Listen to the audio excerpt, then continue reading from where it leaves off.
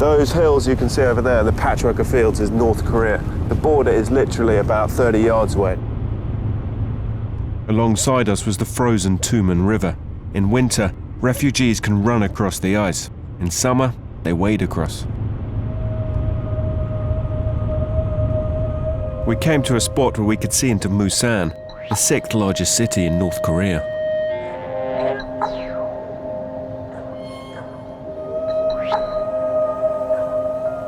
This is one of the most secretive regimes in the world, and there are so few signs of life here.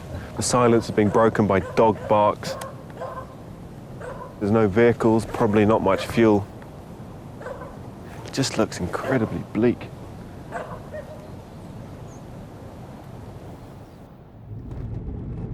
All along the border, we could see North Korean military activity, just some of the 1.2 million strong army. This is one of the narrowest parts of the river, and it's one of the most heavily guarded spots. We've just been driving along here now for a few miles. We've seen North Korean patrols all along it. There's a dug-in position just here. There's some soldiers patrolling along there.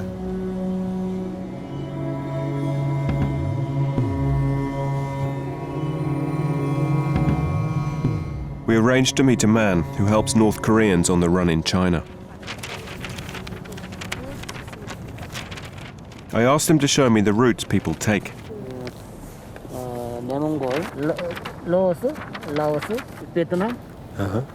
He told us that some go north across the Gobi Desert to Mongolia.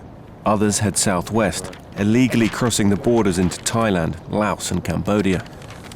Their ultimate destination is always South Korea. The South Korean government welcomes refugees from the north. But the border between the two countries is one of the most heavily militarized frontiers in the world, making it impossible to travel the short distance from north to south. And it's just ridiculous. That route is a distance of over 3,000 miles, over rivers, mountains, using every method of transport and fighting against the security apparatus of a superpower. The network of routes has become known as the Asian Underground Railroad, and tens of thousands have traveled on it. How do you prepare North Koreans for the journey across China? He told me that he gives them tickets and money raised from donations in South Korea.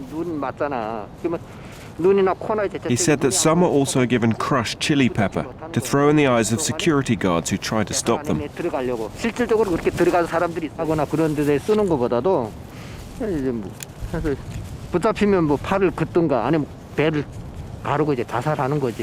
But more worryingly is this knife, which isn't used to harm other people. He says it's used by North Koreans to kill themselves, either by slitting their wrists or by stabbing themselves in the stomach, because they just know that if they are sent back, they could face execution. Since the Olympics, the police have started to crack down and even offered a bounty to Chinese, £20 for any North Korean that you hand in, you inform, which is forcing them to live in hiding in any one of these houses across the city.